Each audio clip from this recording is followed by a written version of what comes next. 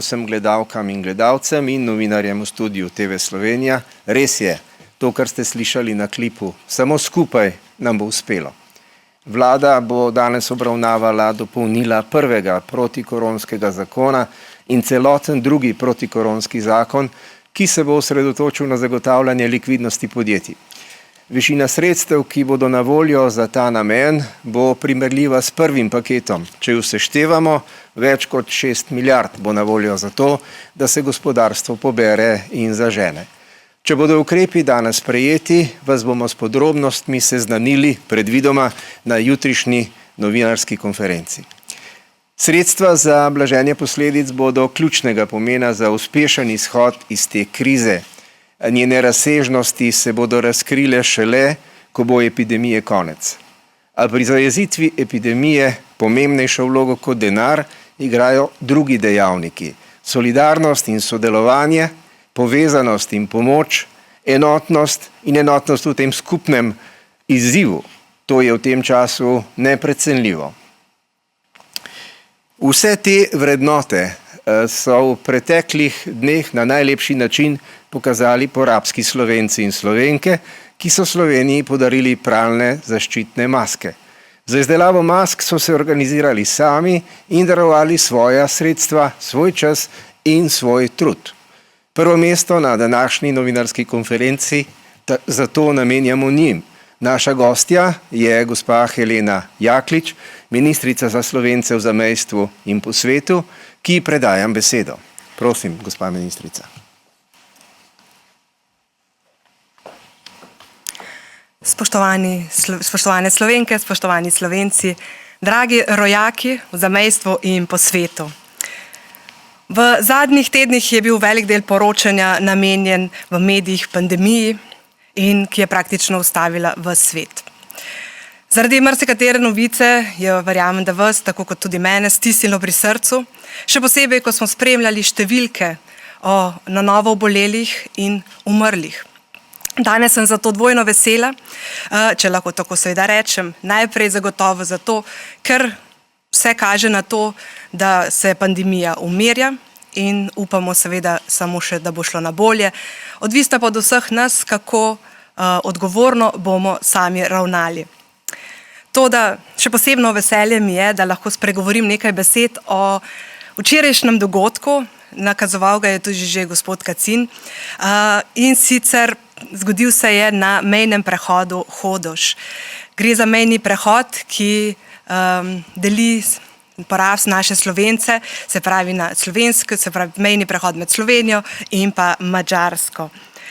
Na tem mejnem prehodu sem se srečala z našimi rojaki, ki prihajajo iz Porabja. Slovenci, ki živijo na madžarski strani meje, vendar pa so polnopravni člani našega skupnega slovenskega narodnega prostora. Namen tega srečanja je bil predaja zaščitnih pralnih mask, ki so jih porabski Slovenci sami pripravili in tudi pomagali pri njihovi izdelavi. Če začnem na začetku. Na uradu, zakaj je do tega sploh prišlo? Na uradu smo namreč konec meseca marca pozvali naše rojake, tako v zamejstvu kot po svetu, za pomoč pri pandemiji, s katero smo se soočali. Odziv naših rojakov je bil res izjemen, tako da smo ostajali in še danes ostajamo pravzaprav brez besed. Med temi, ki so se odzvali na našo prošnjo, na našo povabilo, so bili tudi Zvezi Slovencev na Madžarskem, ki so priskočili na pomoč tako porabskim Slovencem, kot tudi matični domovini. Na srečanju, ki smo ga imeli včeraj na mejnem prehodu, je predsednica Zveze Slovencev na Madžarskem, gospa Andreja Kovač, povedala ob tej primopredaji mask, da so se takoj, ko so sprejeli oziroma slišali našo prošnjo urada, odločili, da po svojih najboljših močeh priskočijo na pomoč. Tako so ob pomoči Razvojne agencije Slovenske krajine, gre za agencijo, ki jo je Zveza Slovencev na Madžarskem ustanovila za pomoč pri razvoju gospodarstva, turizma in tudi drugih kulturnih dejavnosti, Ob pomoči teh sodelavcev so Slovenci tam razrezali material, ki so ga dobili za pralne maske, za izdelavo teh mask. Nato pa je podjetje v Monoštru te maske tudi zašilo. Izdelali so okoli 5500 mask in od teh so jih 3500 mask razdelili v Porabju, in sicer tako različnim institucijam, vrtcem, trgovcem in pa seveda prebivalcem slovenskih naselij. Za 2000 mask pa so se odločili, da jih podarijo tudi rojakom na tej strani meje, se pravi Slovencem, ki živimo in živijo v Sloveniji. Tako smo se včeraj srečali skupaj z Zvezo Slovencev na Madžarskem, za civilno zaščito v Murski Soboti, v njenem imenu njen vodja, gospod Martin Smodiš, ki je ob tej priložnosti tudi povedal, da je res izredno tudi on vesel in celotna civilna zaščita za odločitvi porabskih Slovencev, da priskočijo na pomoč. Povedal je tudi, da bodo teh 2000 mask razdelili prebivalcem, ki živijo ob meji in so zagotovo zelo povezani tudi z našimi rojaki na oni strani, ne le kot Slovenci, ampak tudi v družinskih sorodstvenih vezeh, ki so v teh dneh, ne morem reči, da na preizkušnji, ampak zagotovo pred posebnim izzivom. Namreč Madžarska ima zelo stroge mejne ukrepe, tako da vsaki dnevni migrant, ki ne hodi v Slovenijo zaradi službenih obveznosti ali pa kot kmet, se ob vrnitvi na Madžarsko mora dati v samo karanteno za 14 dni. To je bil tudi razlog, zakaj smo se srečali neposredno na meji in ne kje v kakšnih prostorih v Sloveniji ali na Madžarskem. Zato je bilo pa, bi lahko rekla, tudi zaradi tega še posebej ganljivo, še posebej to srečanje res nagovarjalo naša srca vseh, ki smo tam stali. Ob tej priložnosti, ob predaji mask, se seveda Zvezi Slovencev na Madžarskem iskreno zahvalila zaradi njihove solidarnosti, ki so jo pokazali v teh tednih za matično domovino. Izrazila svojo res globoko hvaležnost, ki se ne da opisati z besedami, ker govori o tem, kako Slovenci res moramo in smo lahko skupaj, kadar je to potrebno, res moramo premagovati tudi fizične meje, tudi razdalje, zemljepisne razdalje in si pomagati in skupaj premagati vsak izziv, ki ga pride pred nas. Same primopredaje se je udeležil tudi predsednik Državne slovenske samouprave, gospod Holc, tako da sem tudi to priložnost izkoristila za zahvalo tudi njim.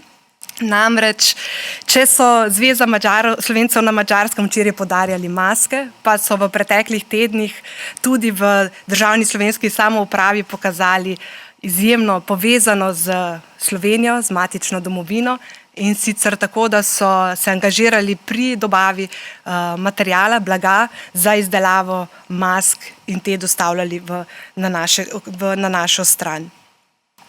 Ob tej priložnosti smo seveda izkoristili tudi za pogovor o tem, kakšno je stanje trenutno v Porabju, glede zdravja, tako da sem bila vesela, ko so mi naši rojaki povedali, da trenutno ni tam kakšnih večjih težav zaradi pandemije, se pravi, da ostajajo zdravi, zato skrbijo. Izrazili so seveda nekoliko zaskrbljenost zaradi zaprtega mejnega prehoda, ki Verica Čepenci, zaradi katerega je ta stik med obema stranema otežen. Toda prepričana sem, da bomo skupnimi močmi, tudi preko slovenske diplomacije, uspeli nagovoriti in pomagati slovenskim rojakom v Porabju, da bo ta mejni prehod zopet odprt in omogočil tudi ta fizični stik, ki je tako potreben. Še posebno v teh časih, ko res živimo zelo izolirano. Naj to priložnost še ob koncu zaključim za zahvalo. Začela sem z tem, da smo v uradu Vlade Republike Slovenije za Slovence v zamejstvu in po svetu konec marca poslali pismo s prošnjo vsem rojakom v zamejstvu in po svetu za pomoč. In naj ta konec zaključim res izkoristim za zahvalo za njihov izjemen odziv, ki nas je presenetil in pa dal tudi novega zagona in energije za to ohranjanje tega povezovanja. Zakaj?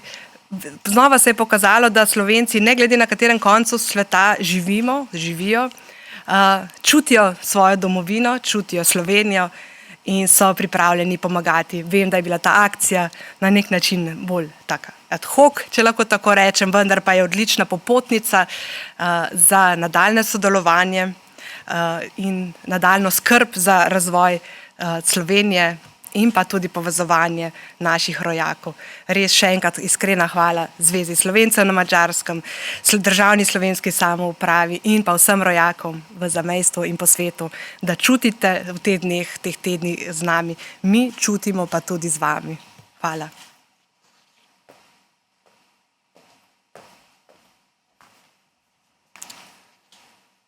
Zahvaljujem se ministrici za sodelovanje v studiu in seveda sprašujem, ali so zanjo tudi kakšna vprašanja. Zdi se mi, da so.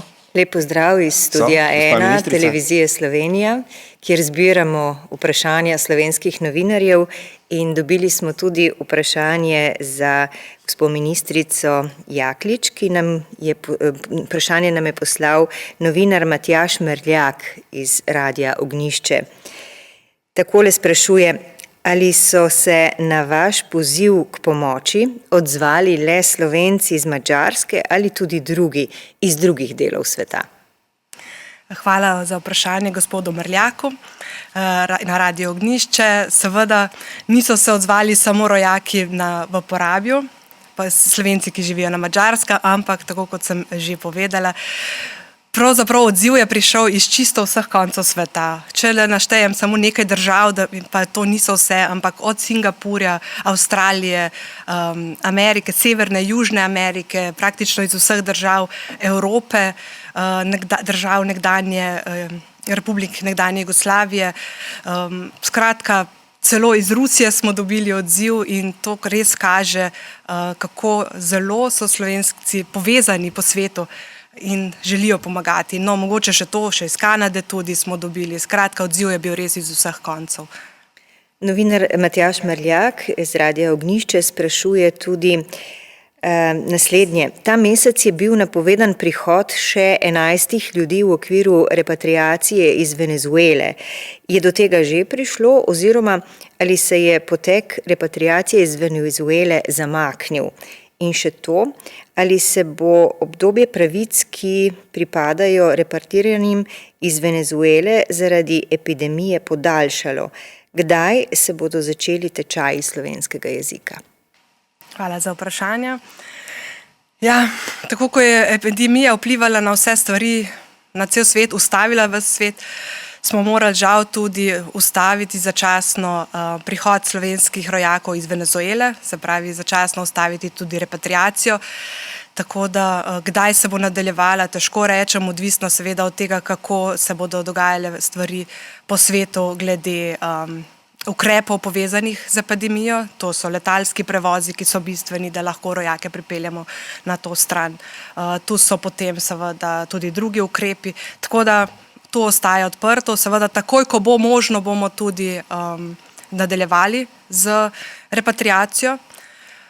Potem vprašali ste, kako je z podaljšanjem 15-mesečnega roka oziroma tega bivanja, ki ga imajo rojaki tu pač možnost izkoristiti po zakonu, ki ureja vprašanje te repatriacije.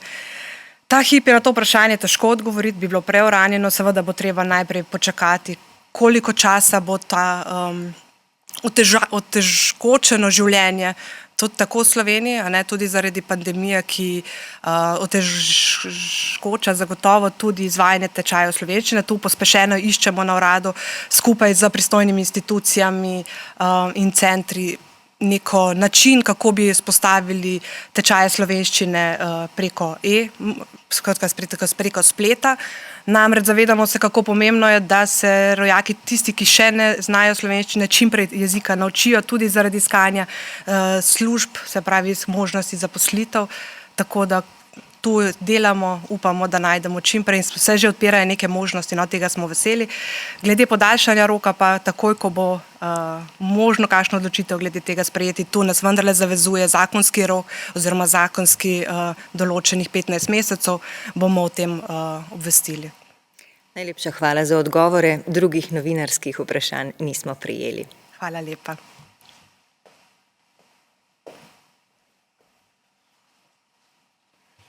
Lepa hvala ministrici za sodelovanje v studiu, vsem našim rojakom izza meje z Madžarsko, pa tudi vsem drugim Slovencem v zamejstvu in po svetu, s katerimi v teh časih delimo skupen izziv. Pa želim vse dobro, seveda pa predvsem zdravja. Ostanimo zdravi in skupaj zmoremo. Naš drugi današnji gost je profesor dr. Matjaž Jereb, vodja oddelka za intenzivno terapijo na Kliniki za infekcijske bolezni Univerzitetnega kliničnega centra Ljubljana. Veseli nas, da si je dr. Jereb lahko vzel čas za sodelovanje na naši novinarski konferenci, posebej zato, ker je to, morda vsaj delno, tudi posledica dejstva, da število bolnikov na intenzivni negi v zadnjih dneh nekoliko upada. Profesor dr. Jereb nas bo seznanil z njegovo oceno poteka bolezni COVID-19 v tisti najhujši obliki, ko je potrebno uporabiti vse znanje in opremo, ki jo premore naša medicina. Prosim, profesor Jereb.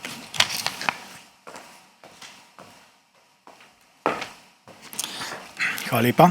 Spoštovane, spoštovani. Dovolite mi, da vam predstavim nekaj številk in značilnosti vezanih na SARS-2 koronavirusno okužbo. Gre za novo bolezen, s katero smo se v Sloveniji prvič soočili v začetku prejšnjega meseca. COVID-19 je, vemo, kužna bolezen. Znano je, da ena oseba s COVID-19 povprečju lahko okuži 3 do 4 zdrave osebe. Seveda je pa število prenosov odvisno od števila okuženih v sami populaciji in tudi od preventivnih ukrepov, ki smo jih v posameznem področju sprejeli, in pa seveda tudi od tega, koliko te ukrepe dejansko upoštevamo. Inkubacija same bolezni je v povprečju 2 do 6 dni, lahko do 14 dni daljša izjemoma. Vemo, da je bolezen podobna številnim drugim virusnim okužbam dihal, kot je gripa ali običajni prihlad, ki ga povzročajo rinovirusi, pa na drugi strani gre za popolnoma drugačno bolezen, predvsem kar se tiče pomembno višje smrtnosti bolnikov s COVID-19. Med bolniki, ki imajo okužbo, vodita vročina in kašelj. Pri bolnikih v nekoliko odmaknjenem obdobju bolezni pa opažamo še druge znake, lahko prihaja do motenj voha in okusa. V času okrevanja pa predvsem izstopa hujša utrujenost, vztraja lahko kašelj. Kot rečeno, prvi primer SARS-2 koronavirusne okužbe smo v Sloveniji zabeležili v začetku marca, konkretno 4. marca tega leta, ko smo prvega bolnika sprejeli tudi na Kliniko za infekcijske bolezni in vročinska stanja, in na intenzivni oddelek naše klinike je bil prvi bolnik sprejet 6 dni kasneje. Kot verjetno veste, smo v Sloveniji do včeraj dokazali okužbo pri več kot 1300 bolnikov, med njimi prevladujejo ženske, s tem, da je na drugi strani potek bolezni težji pri moških. Če pogledamo bolnike, ki jih obravnavamo na oddelkih za intenzivno zdravljenje, je kar 2/3 bolnikov moški, in tudi med umrlimi prevladuje moški spol. Žal, kot sem že omenil, zaradi SARS-2 virusne okužbe bolniki pogosteje umirajo kot zaradi drugih virusnih okužb dihal. Do včeraj je v slovenskem prostoru umrlo 77 posameznikov. Otroci so varnejši, čeprav tudi ti zbolevajo, težjega poteka bolezni pri otrocih do sedaj na srečo nismo zabeležili.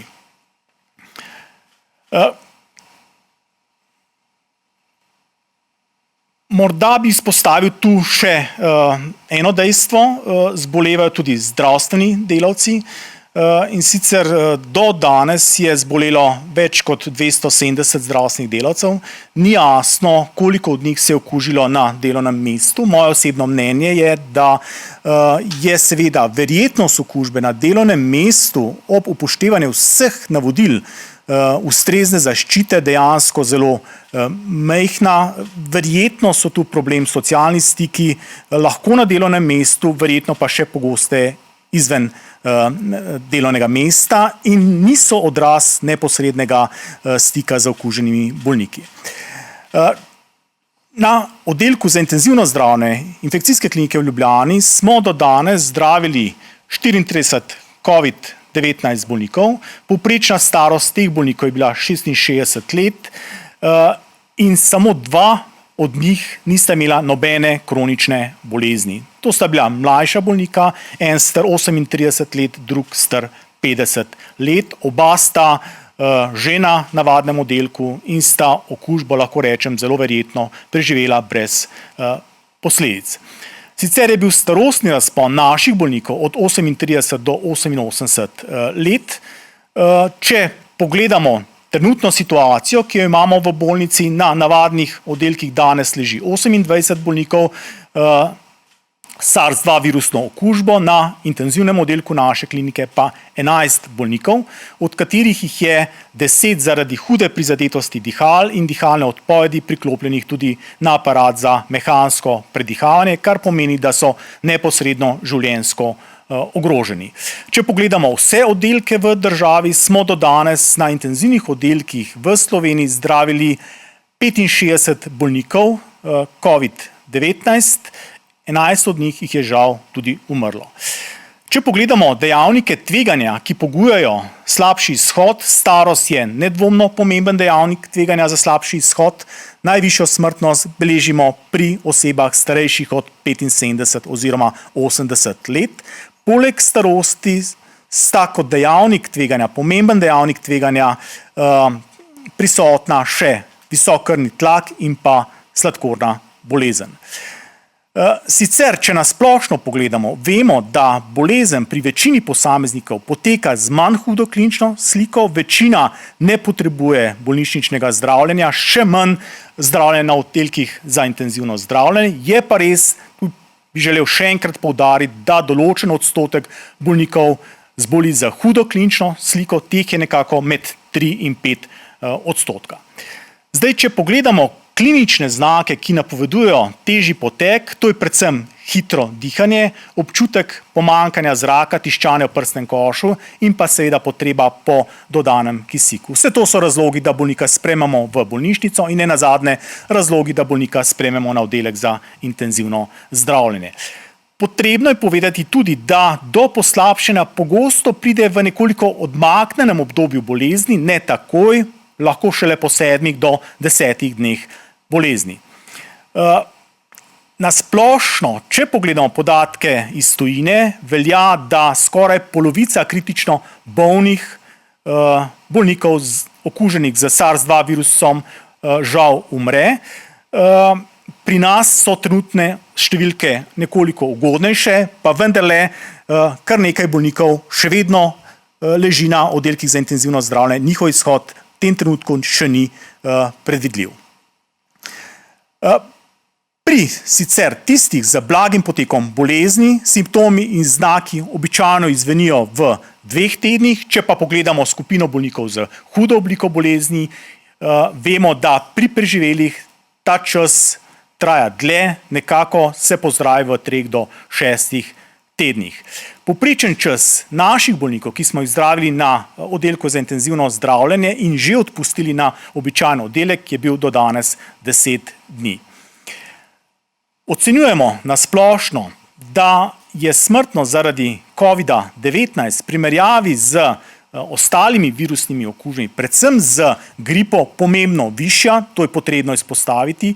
Podatki kažejo, da je ta smrtnost lahko do 10-krat, nekateri ocenjujejo celo do 35-krat višja kot smrtnost zaradi gripe. To je verjetno tudi ena od tista ključna razlika med eno in drugo skupino virusnih okužb. Glede na rezultate maloštevilnih raziskav ocenjujemo, da ima okrog 20 do 40% oseb brezsimptomno okužbo. Tudi ti posamezniki lahko prenašajo novi koronavirus v okolico na posameznike, s katerimi se srečujejo. Poudarjam pa, da so ti podatki dokaj nezanesljivi, lahko da so odstotki nižji. Predvsem seveda vemo, da je prag za težave pri posameznikih različen in marsikdo minimalnim znakom prizadetosti dihal ne posveča neke posebne pozornosti. Za slovensko okolje nekako ni jasno, kolikšen del posameznikov bolezen dejansko preboli brez kakršnihkoli težav. Morda bo odgovor na to vprašanje dala populacijska raziskava, ki se je pod vodstvom Inštituta za mikrobiologijo v Ljubljani pričela v začetku tega tedna. Da zaključim, epidemija COVID-19 ni končana, ni zaključena, ni obvladana, lahko pa rečem, da jo obvladujemo, da jo dobro obvladujemo in upam ter trdno verjamem, da bo ta trend ostal in da bomo pri njem ostali tudi v naslednjih dneh in tednih, ko se nakazuje in ko se bomo soočali z sproščanjem ukrepov. Hvala lepa. Hvala lepa za povedano. Imamo pa kar nekaj vprašanj za vas, dr. Jereb, in sicer najprej ga zastavlja novinarka Pop TV-ja Veronika Lavrenčič. Zanima jo, kaj kaže statistika v svetovnem merilu. Virus bolj napade ženske ali moške? Pri nas so zaradi COVID-19 umrli tudi mlajši, primer 49-letne ženske iz UKC Maribor. Zakaj virus smrtno napade tudi mlajše brez hujših pridruženih bolezni? Če gre najprej k prvemu vprašanju, nekako imamo dokaj prepričljive podatke tudi iz tujine in ne nazadnje iz našega okolja, da je težji potek bolezni značilnejši za moški spol. Razlogi niso popolnoma jasni, ali je to vezano z določenimi sporednimi in sočasnimi kroničnimi boleznimi, ali je to vezano na določene razvade, morda kajenje, ali je to vezano na genetiko. Skratka, zanesljivega in jasnega odgovora na to vprašanje nimamo. Kar se tiče pa prizadetosti oziroma slabega izhoda mlajše populacije, pa seveda to drži. Pri nas je žal umrla tudi mlajša ženska, ne nazadnje tudi ne tako star moški. Vemo, da v tujini umirajo tudi otroci, redko, pa vendarle. Skratka, nihče ni absolutno varen pred okužbo oziroma varen pred zapleti in slabim izhodom. Zavedati se moramo, da pri posamezniku, ki je zaradi COVID-19 sprejet na oddelek za intenzivno zdravljenje, intubiran, priključen na aparate za mehansko predihanje, prihaja lahko do določenih zapletov, ki so vezani na sam način zdravljenja, in ti zapleti so lahko seveda ob osnovni bolezni razlog tudi za smrt in za neustrezen oziroma neugoden izhod. Govorimo seveda o trombozah, o različnih krvavitvah, o bolnišničnih okužbah in podobno. Hvala lepa. Nadaljujemo z vprašanjem, ki ga zastavlja novinarka spletnega portala Maribor 24SI Teja Tošič-Golob. Zanima jo, koliko bolnikov je že prejelo japonski favipiravir, kako so se bolniki odzvali nanj in če ste zdravilo delili tudi s katerimi drugimi bolnišnicami v Sloveniji, če boste uporabili tudi kakšna druga zdravila iz tujine. Kot veste, verjetno je to zdravilo prišlo v Slovenijo v prejšnjem tednu. Mi smo nekako dodelali pravila, katerim bolnikom bomo to zdravilo predpisali. Do danes še nihče v Sloveniji favipiravirja ni prejel, ga bo pa verjetno v naslednjih dneh. Predvsem je to zdravilo namenjeno manj bolnim posameznikom, ne bolnikom, ki jih sprejemamo na oddelek za intenzivno zdravljenje. Razmišljamo oziroma zanesljivo bomo to zdravilo delili tudi z drugimi zdravstvenimi ustanovami v Sloveniji, kjer zdravijo COVID-19 bolnike. Govorimo o Mariborskem univerzitetnem kliničnem centru, Golniku in pa Celjski splošni bolnišnici. Novinarja Domna Anderleja iz Planeta TV pa zanima še to, katera zdravila za zdaj kažejo najboljše rezultate. Predvsem bi tu poudaril, če izhajam in od bolnikov z najtežjo obliko bolnikov, ki jih zdravimo na oddelkih za intenzivno zdravljenje, da je pri njih ključno dobro, optimalno, podporno zdravljenje. Mi nenazadnje nimamo nobenega usmerjenega zdravila, ki bi bilo registrirano za namen zdravljenja COVID-19 bolnikov. Imamo seveda podatke, da so določena zdravila pri obravnavi in zdravljenju teh bolnikov učinkovita in ta tudi uporabljamo, ni pa, še enkrat poudarjam, nobeno od teh zdravil bilo registrirano za ta namen. Zdravila so bila registrirana za druge virusne okužbe, bodisi za gripo, za ebolo, tudi za malarijo in podobno. Hvala lepa. Novinar Aleksander Brudar iz Slovenskih novic piše takole: zanima me, kakšna je trenutna starost oseb, ki se jih zdravi na intenzivnem oddelku in ali se je zdravstveno stanje 38-letnega pacienta, ki je kljub temu, da je bil povsem zdrav oziroma brez pridruženih bolezni zaradi novega koronavirusa, pristal na intenzivnem oddelku. Ali imate na intenzivnem oddelku še kakšen tak podoben primer? Če da, koliko je takšnih? Povprečna starost naših bolnikov je 66 let, mlajšega od 50 let trenutno na intenzivnem oddelku nimamo. Hvala lepa. Nadaljujemo z vprašanjem, ki ga zastavlja Gabriela Milošič, dopisnica Radia Slovenija. Zanima me, ali drži, kdaj in zakaj je Ministrstvo za zdravje in Ministrstvo za delo, družino in socialne zadeve oziroma vaše podporne institucije NIJZ in druge odločilo, da boste bolne in okužene s koronavirusom COVID-19 začeli premeščati v popolnoma zdravo okolje v ptujsko bolnišnico. Ali skušata Ministrstvi za zdravje in za delo na ta način reševati tudi težave domov za upokojence? Zakaj ste izbrali ptujsko bolnišnico za negovalno bolnišnico, če pa tam doslej okužbe ni bilo? Ali je takšna usmeritev zdravstvene stroke? Ali ste zagotovili dovolj opreme? Zdaj, če začnem pri koncu vprašanja, kar se opreme tiče, v Sloveniji je dovolj zaščitne opreme za vsa tista delovišča, ki to opremo potrebujejo. Kar se tiče pa prvega dela vprašanja, pa seveda lahko samo pritrdim, da imamo kar nekaj okuženih starostnikov v posameznih domovih za starostnike in razmišlja se seveda o različnih strategijah, kako ta problem varno obvladati.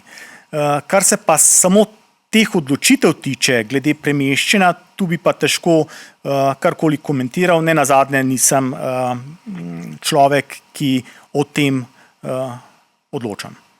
S tem ste odgovorili tudi na vprašanje novinarke Siol.neta Irme Musič. Je pa tu še vprašanje, ki ga pošiljajo novinarji Slovenske tiskovne agencije, ki je tudi povezano s tem. In sicer gospoda Jereba bi vprašali, ali so v zadnjih dneh na nacionalni ravni dorekli kakšno rešitev za osebe, ki so ozdravele po bolezni COVID-19, so pa še vedno kužne in jih zato ni mogoče vrniti v domače okolje ali na primer v domove za starejše. Če so, nas zanima, kakšna je ta rešitev in kako imajo za to poskrbljeno na UKC Ljubljana. Poglejte, tudi če gledamo v svetovnem merilu, ni popolnoma jasno in tudi navodila niso popolnoma enotna, kdaj lahko posameznika po preboleli bolezni vrnemo bodisi na delovno mesto ali vrnemo, kot ste izpostavili, v dom za starejše občane. Vsekakor varno obdobje je, ko bolnik nima več nobenih simptomov in znakov bolezni. Koliko časa pa je potrebno, da počakamo še v tem asimptomatskem obdobju po preboleli bolezni, pa ni popolnoma jasna. Tu so navodila različna, nekateri govorijo 8 dni oziroma določena priporočila, če citiram priporočila Evropskega centra za nadzor bolezni, varno obdobje je 8 dni po začetku bolezni, pa še 3 dni po tem, ko so izveneli vsi znaki bolezni. Potem Italijani imajo priporočila 14 dni po tem, ko so izveneli vsi znaki bolezni. V našem okolju razmišljamo o tem, oziroma tudi ne nazadnje smo dali priporočila, da je varno obdobje, ko se posameznik lahko vrne na delovno mesto, 14 dni po tem, ko je izvenela vročina. Skratka, gre za različna stališča in enotnega odgovora nimamo. Žal nimamo dobrih orodij, s katerim bi lahko zanesljivo kontrolirali, ali je bolnik bolezen prebolel oziroma ali ima zaščitna protitelesa. Ne nazadnje, ta diagnostika, o kateri govorimo, temelji seveda na molekularnem testu, na dokazu virusa v nosno-žrelnem aspiratu in se po preboleli bolezni vemo, da ta virus lahko kar nekaj časa še ostane na tem mestu. Je pa vprašanje, če je virus živ in če dejansko predstavlja problem za okolico. Hvala lepa. Naslednje vprašanje zastavlja novinarka Televizije Slovenija Špela Lobe. Dober dan. Najprej bi preverila, če sem vas prav razumela prej, da je umrlo 11 ljudi, ki so se doslej v Sloveniji zdravili na oddelkih za intenzivno terapijo. To drži, ja. Torej so vsi ostali, ki so umrli, pravzaprav niso bili na teh oddelkih zdravljeni z intenzivno terapijo. Zdaj, kaj je razlog za to? So to te starejši, ki so pač iz domov za starejše in zakaj pravzaprav taka strokovna odločitev? Poglejte, ta strokovna odločitev v povezavi z COVID-19 ni popolnoma nič drugačna, kot je bila vsa ta leta prej, ko smo se srečevali z bolniki z različnimi boleznimi, različnimi okužbami, pri katerih se je stanje tako poslabšalo, da bi morda ga lahko sprejeli na oddelek za intenzivno zdravljenje. Mi pri vsakem bolniku, predno ga sprejmemo na oddelek za intenzivno zdravljenje, nekako odločimo, ali ta sprejem za bolnika predstavlja rešitev, a mu dejansko lahko učinkovito pomagamo, ali ta sprejem na nek način predstavlja samo podaljševanje agonije. Skratka, gre za oceno vsakega posameznika, gre za oceno njegove krhkosti, kakšne so možnosti, kakšne so verjetnosti, da bo preživel zdravljenje na oddelku za intenzivno zdravljenje. Če ocenjujemo, da seveda te možnosti ni, potem bolnika ne danes oziroma tudi prej nismo na te oddelke sprejeli. Torej bi lahko rekli, da pač vsi te ljudje niso bili primerni za sprejem, ker bi jim to zdravstveno stanje pravzaprav lahko še poslabšalo oziroma poslabšalo te zadnje dni? No, vsekakor premestitev in sprejem na oddelek za intenzivno zdravljenje za njih ne bi bila rešitev. Tu gre za, še enkrat poudarjam, za strokovno odločitev in ne nazadnje, tu gre tudi za človeško odločitev. Ne vem, če ste čist pravi naslov, ampak a so že kakšni bolj oprijemljivi podatki o tem, koliko od teh 77 ljudi je pravzaprav umrlo neposredno zaradi okužbe oziroma bolezni COVID-19, koliko pa jih pravzaprav imelo že sicer kakšne zelo težka stanja, zaradi katerih bi lahko mogoče umrli, tudi če ne bi zboleli za COVID-19, ali pa jim je recimo COVID-19 stanje samo še dodatno poslabšal? No, seveda, okužba z COVID-19 pri vsakem posamezniku lahko osnovno stanje sočasne vzporedne kronične bolezni poslabša. Nimam natančnih podatkov, kar se tiče vseh 77 bolnikov, ki so zaradi COVID-19 umrli. Lahko vam povem samo za teh 11 oziroma še bolj natančno za 8 bolnikov, ki so umrli na našem oddelku za intenzivno zdravljenje. 2 od njih sta umrla s COVID-om. 6 od njih je umrlo zaradi COVID-a. Najlepša hvala. Prosim.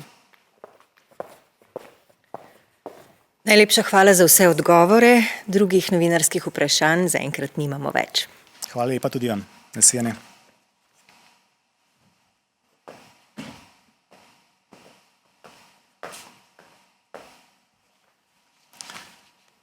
Zahvaljujem se profesor dr. Jarebu za ta res enkraten pogled v delo intenzivnega oddelka in za vsa prizadevanja, ki skupaj s svojo ekipo vlaga v to, da se tudi v tej najhujši obliki bolezni pozdravi veliko število bolnikov.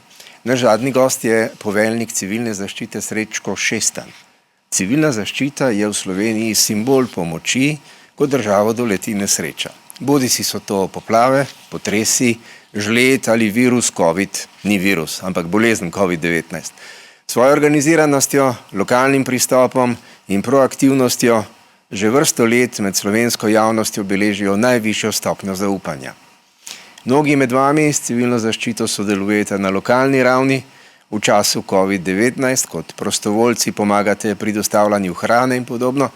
Srečko Šestan pa bo danes pregovoril o aktualnih izzivih in aktivnostih civilne zaščite pri soočanju z epidemijo. Prosim, poveljnik.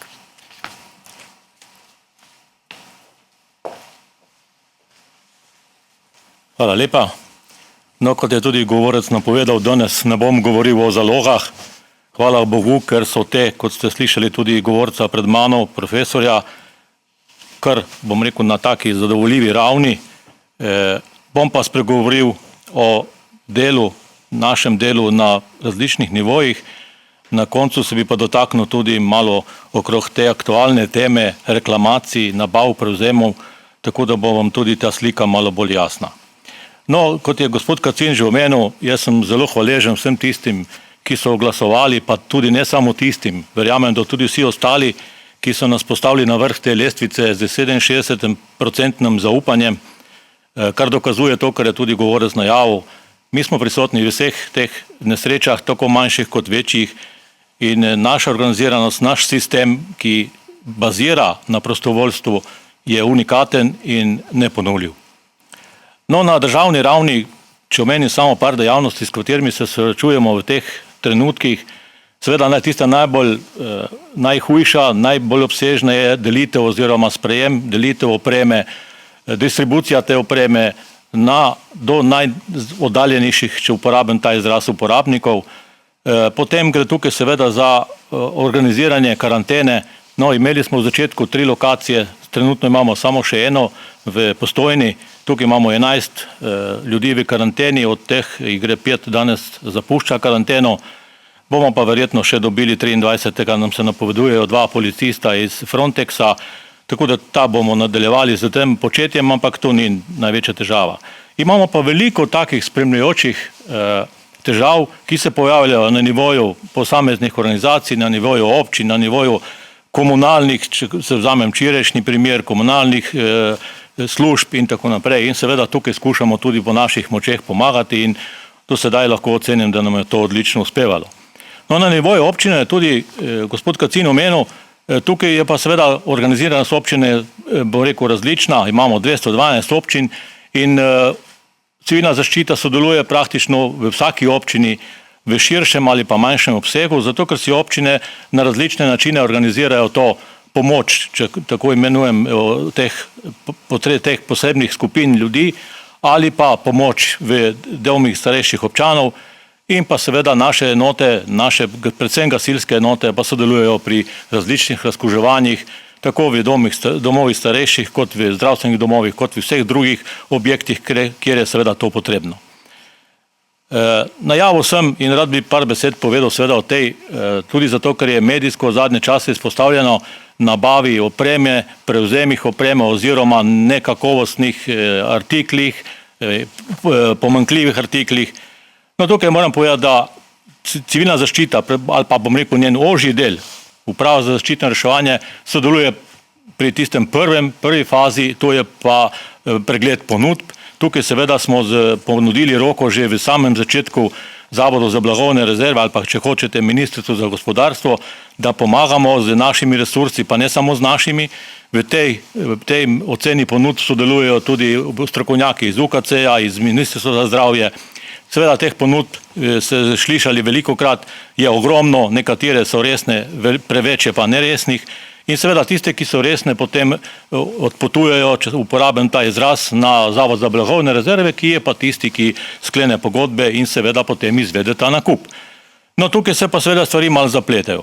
Pri prevzemu te opreme, ki prihaja v glavnem iz Kitajske preko različnih kanalov, gre pa seveda za prevzem tako kakovostni kot količinski in pri tem kakovostnem prevzemu zaradi velike količine teh artiklov, velike količine materijala, seveda po moji oceni včasih pride do kakšne nedoslednosti, če uporabim ta izraz, jo pa izvaja seveda Zavod za blagovne rezerve, ampak nič za to, mi pa to robo samo skladiščimo in potem, kot sem omenil v začetku, razvažamo, dodeljujemo na osnovi različnih razdelilnikov, seveda glavni je še zmeraj tisti iz Ministrstva za zdravje, ki pokriva 5 segmentov, da jih ne bom ponavljal. No, to robo avtomatično prevzame Uprava za zaščito in reševanje ali pa civilna zaščita, če hočete, nič ne delamo ponovnega nekega kvalitetnega ali količinskega prevzema z zavodom, kar je logično, saj smo vsi državni organi. Seveda pa prihaja v zadnje čase, tudi zaradi poplave te opreme, različne do določenih reklamacij. No, ravno na to temo se tudi danes sestajamo z zavodom, da bomo se dogovorili, na kakšen način bomo te reklamacije v bodoče reševali. Ne omenim samo ene 2-3, ki so se tudi v medijih izpostavile.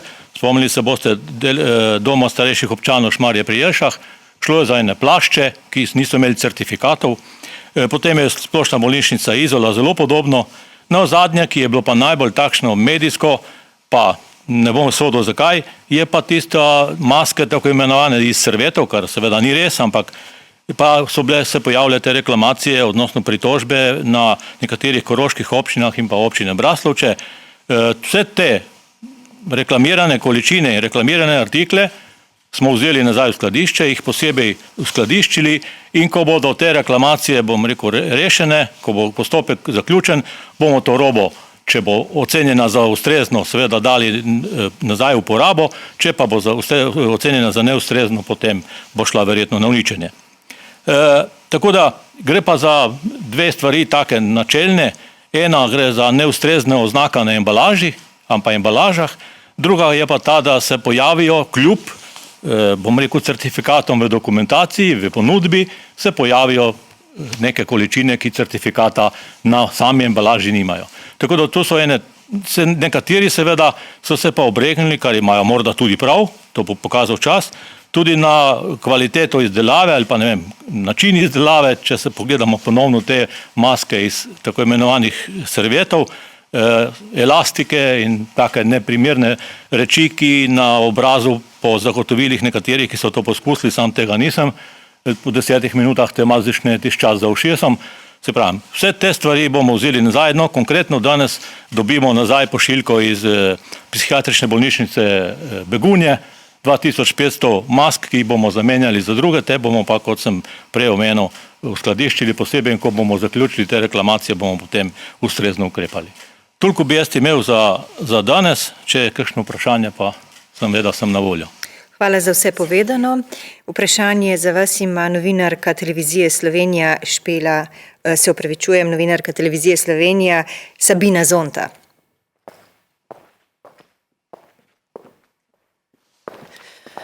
Pozdravljeni, gospod Čestan. Jaz imam več vprašanj, pa začela bi z vprašanjem, ali bi si glede na to, da je vsak dan v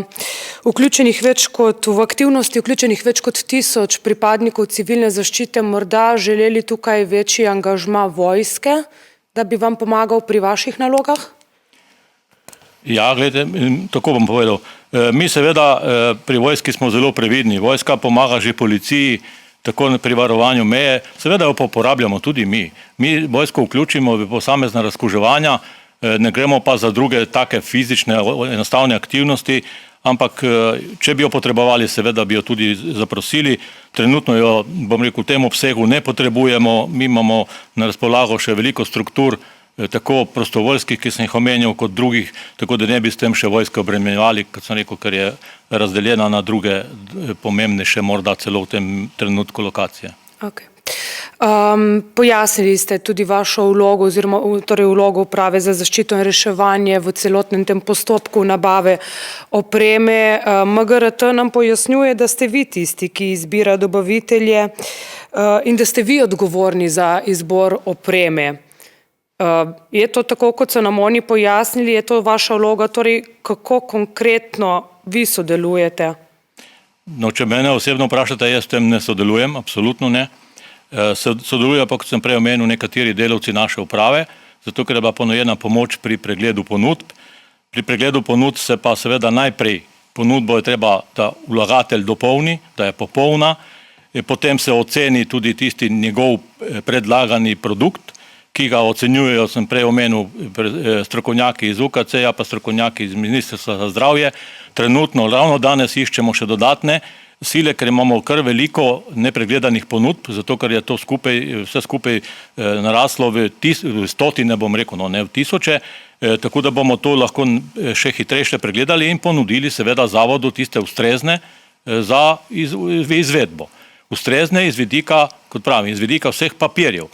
Če se odveda, ko pa pridejo vzorci ali pa ko pride pa dobava, pa ni več naša tista, bom rekel, če je bila ponujena roba maska 2, pa dobimo na mesto maske 2 kirurško, potem je seveda to pa stvar prevzema in stvar reklamacije. Tako da tukaj absolutno, jaz se ne bi spuščal v to debato, kdo je zakaj kriv, gre za to, da je čim prej in sem prepričan, da tudi to bo dobro poteka, da bomo robo ustrezno dobivali še naprej, dokler bomo potrebovali in bomo potem razčiščevali, kdo je kaj, bom rekel, narobe naredil ali pa ne vem, ali pa bi lahko boljše naredil. Torej, če prav razumem, niste vi tisti, ki izberete enega konkretnega dobavitelja, ampak vi pošljete nabor primernih kandidatov naprej na zavod? Tako je, recimo, ne vem, jaz nimam tej pri sebi podatka, ampak mislim, da je bilo več kot 30, bom rekel, izbranih ponudb, različnih ponudnikov, imena sploh niso pomembna, gre za tisto izdelek, ki ga ponujajo, odnosno zaščitno sredstvo in ta je potem šel v realizacijo, na zavodu je pa, da se odloči, ali gre v to pogodbo ali ne gre, seveda je potem pri njih tista stvar finalne odločitve. Torej tudi glede cene, morda končne številke, vi tukaj nimate... Se sploh pogajate vi?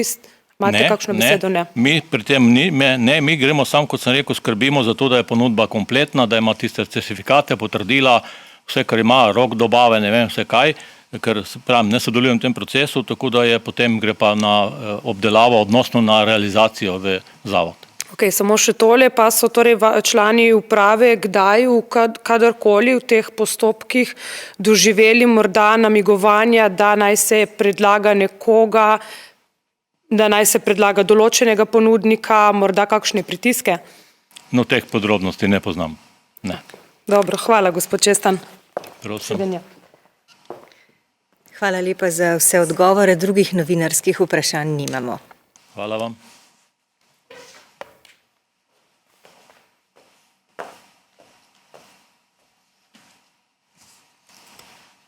Najlepša hvala poveljniku Srečku Šestanu za njegovo predstavitev in vse odgovore na vaša vprašanja. Dovolite mi, da vse študente obvestim, da je Ministrstvo za izobraževanje, znanost in šport pripravilo elektronsko vlogo za izvedbo nakazil enkratnega solidarnostnega dodatka študentom. Dosegljiva je na portalu e-uprava, rok za oddajo vloge pa ne zastara. Do dodatka so po zakonu o interventnih ukrepih za zajezitev epidemije COVID-19 in omilitev njenih posledic za državljane in gospodarstvo do enkratnega solidarnostnega dodatka v višini 150 evrov upravičeni tisti višješolski in visokošolski študenti in študentke, ki se v študijskem letu 2019-2020 izobražujejo po javno veljavnih študijskih programih v Republiki Sloveniji, ki se izvajajo kot redni študij in ki imajo hkrati stalno prebivališče v Republiki Sloveniji. Ministrstvo je na svoji spletni strani objavilo tudi odgovore na najpogostejša vprašanja o pomoči študentom. Sedaj pa sem na voljo za vaša morebitna vprašanja. Hvala lepa. Najprej postavljam vprašanje, ki nam ga je poslal novinar kanala A, Mark Vidrih. Takole piše. Moje vprašanje se nanaša na izjavo, ki jo je minister Počivalšek podal v petek 17. aprila in sicer Podjetja, ki bodo koristila pomoč, imajo obvezo, da ne odpuščajo delavcev najmanj 6 mesecev. Med določili drugega svežnja zakona se ta ukrep sicer ne omenja, niti ni eksplicitno preklican ali izključen. Pojasnila inšpektorata za delo pa so negotova in zgolj ugibajo, da naj bi določila drugega paketa zakona izključevala tista iz prvega. Na nas se obračajo številni podjetniki, med njimi je največ gostincev, ki pravijo, da jih takšen ukrep ob odsotnosti turistov v poletni sezoni lahko pripelje do bankrota. Zato pojasnite, prosim, še enkrat, ali so delodajalci, ki so zaprosili za krizno nadomestilo za delavce na čakanju za obdobje od 13. marca do 31. maja, dolžni delavce obdržati in ne smejo odpuščati še najmanj 6 mesecev po poteku tega obdobja. Ja, to je zahtevno vprašanje. Naj samo spomnim, da bomo danes popoldan na Brdu pri Kranju priče zasedanja vlade, ki bo sprejela drugi sveženj ukrepov, se pravi likvidnostni zakon, hkrati pa bo prvi sveženj dopolnila z nekaterimi novimi upravičenci in tudi jasno povedala, kako in kaj v nekaterih takih zahtevnih situacijah. Prav iz teh razlogov načrtujemo v bližnji prihodnosti tudi posebno razpravo na tej tiskovni konferenci o prihodnosti turizma, znotraj njega tudi gostinstva. Čakamo pa na rezultate te raziskave, ki jo vodi profesor Petrovec in pričakujemo, da nam bo že jutri nekaj povedal o odzivih, pa tudi o prvih rezultatih, ali je kaj pozitivnih, COVID pozitivnih udeležencev te raziskave.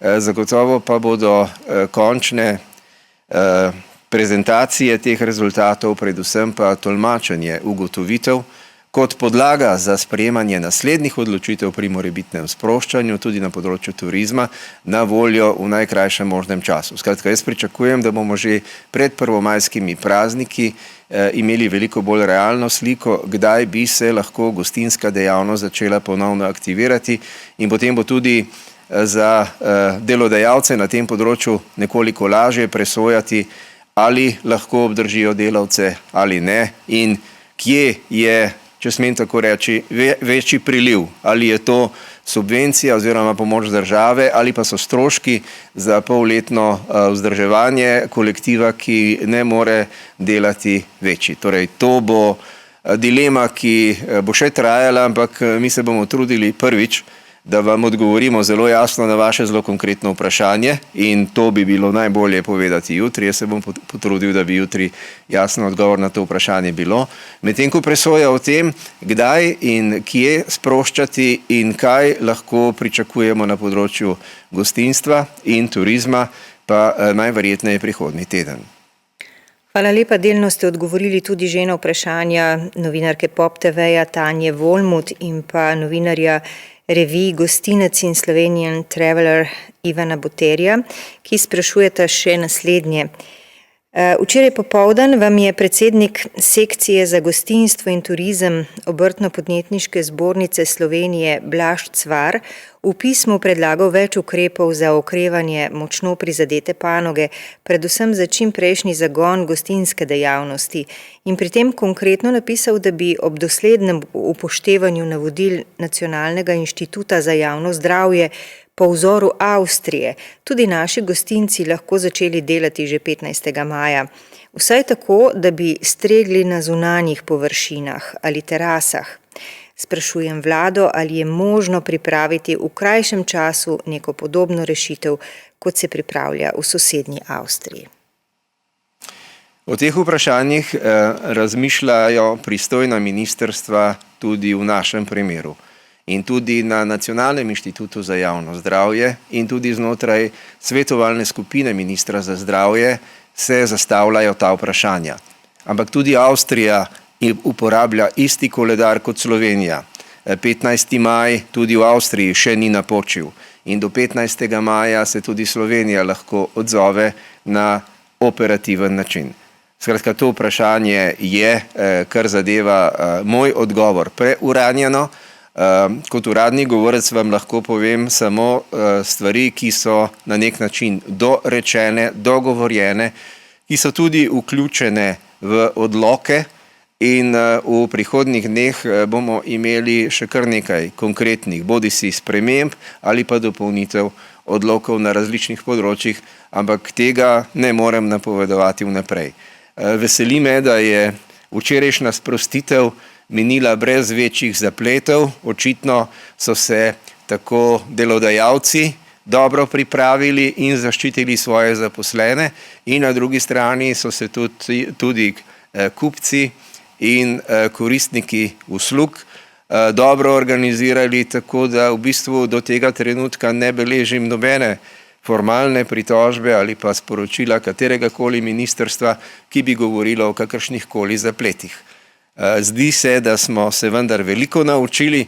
Verjamem, da po teh pojasnilih, ki jih je izrekel profesor dr. Jereb, se bo še kdo zamislil, ali zase dela dovolj ali ne, in da bomo v prihodnje pri morebitnih drugih sproščanjih ravno tako tekoče, mimogrede, brez kakršnihkoli zapletov, začeli živeti bolj kvalitetno in napolnili to namero, da zaženemo gospodarstvo s čim več konkretnimi in uspešnimi vsebinami. Hvala. Novinar Rok Šavelj, Sobota Info, sprašuje, koliko umrlih izhaja iz posameznih domov za starejše. O prvih primerih smrti se je namreč poročalo konkretno, iz katerega doma izvira posamezna smrt, zdaj pa se teh podatkov več ne komunicira na ta način. Kaj je razlog? Je ta podatek možno pridobiti ali ne gre za informacijo javnega značaja?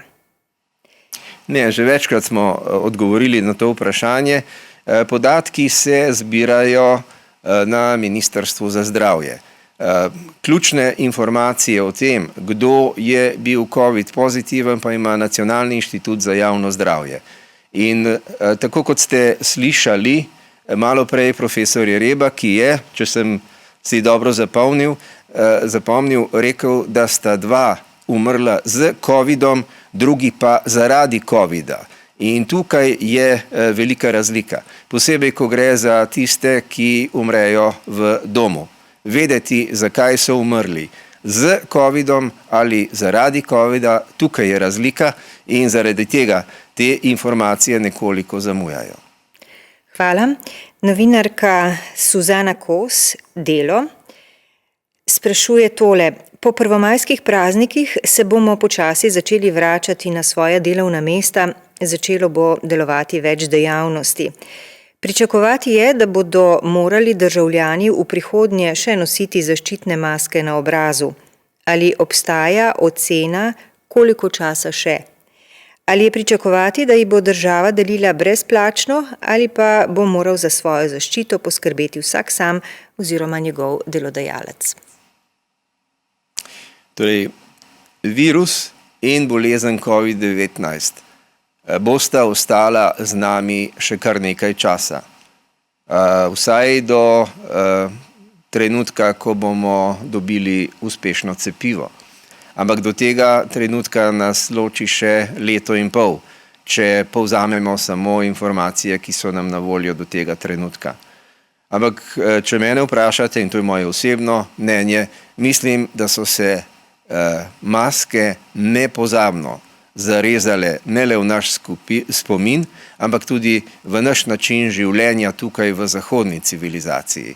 Maske so bile zdaj sestavni del življenja, gibanja, delovanja v azijskem prostoru, ampak po uspešnem boju proti COVID-19 v teh državah, pa mislim, da smo se tudi mi na Zahodu vendarle toliko ozavestili, da moramo tisto, kar je dobro, kar je koristno, kar nas varuje pred okužbo, uporabljati tudi na Zahodu.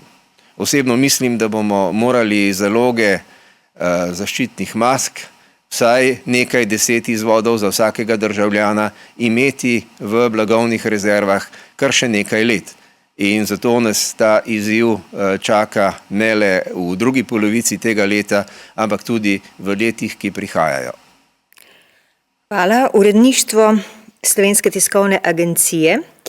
Gospoda Kacina bi v luči novih informacij o nepravilnostih oziroma napakah pri dobavah zaščitne opreme vprašali, o čemer so včeraj in danes pisali nekateri mediji, vprašali, kako se bo vlada sistemsko lotila preprečevanja teh anomalij.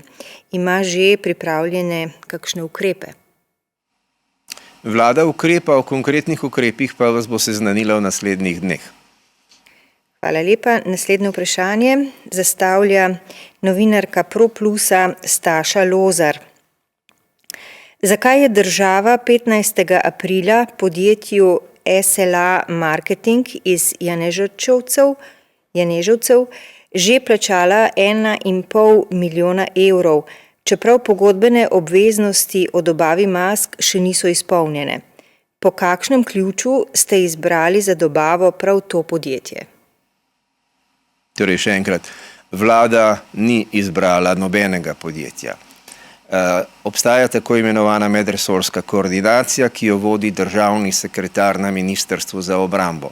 Ta medresorska koordinacija na koncu izbere primerne dobavitelje in te vloge, te ponudbe posreduje v realizacijo blagovnim rezervam. Direktor blagovnih rezerv pa je tisti, ki potem sklepa pogodbe in ki odloča tudi o drugih podrobnostih, tudi o načinu plačila. Kakšno je stališče pristojnega ministra, ste slišali že večkrat. Kakšna pa je praksa, pa v tem trenutku ni čisto jasno. Iz teh razlogov so se tudi pojavila ta vprašanja in na ta vprašanja bo pač moral odgovoriti pristojni minister, bodisi z ukrepanjem, bodisi s pojasnili. Na ta pojasnila čakamo, ampak sam je napovedal, da bo zadeve uredil. Hvala. In še vprašanje novinarja Radia Ognjišče Alena Selihoviča. Gospod Kacin, v ptujsko bolnišnico nameravajo premestiti kar 40 okuženih varovancev iz Ljutomerskega doma starejših. Kako je z bolniki, ki so že v bolnišnici zaradi drugih bolezni, in kako bo z zagotavljanjem kadra? Bodo na pomoč priskočili ljudje, osebje iz drugih bolnišnic? In še, kakšno je sodelovanje pri tem primeru z lokalno skupnostjo? Do tega trenutka so bili bolniki s COVID-19 na Golniku, v UKC Ljubljana, v UKC Maribor in v bolnišnici v Celju. Kaj bo zdaj v 5. bolnišnici v tej navezi, v tem trenutku še ne vem, ampak zagotovo lahko tvegam in pri polni odgovornosti rečem, da bodo ti bolniki ločeni od drugih bolnikov. Tako je predvideno v vseh bolnišnicah, ki so pripravljene za sprejem takih bolnikov. Kako pa je z osebjem, pa v tem trenutku, vsaj jaz v svoji vlogi, ne želim odgovarjati, to je strokovno vprašanje za zdravstveno stroko in verjamem, da vam bomo lahko odgovor na to vprašanje posredovali jutri. Najlepša hvala za vse odgovore in za vse informacije, ki ste nam jih podali na današnji tiskovni konferenci. Drugih novinarskih vprašanj do tega trenutka nismo prejeli, zato vam želimo samo še lep dan še naprej, uspešen in zdrav in nasvidenje spet na naslednji tiskovki.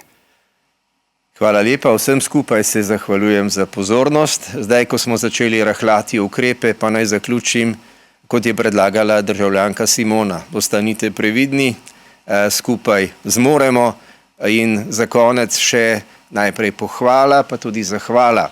Včeraj moram reči, da me je res presenetilo, ko smo zbrali podatke, ki nam jih je posredovalo Ministrstvo za finance, koliko sredstev smo zbrali na račun, ki je zapisan na zaslonu, ko potekajo naše tiskovne konference.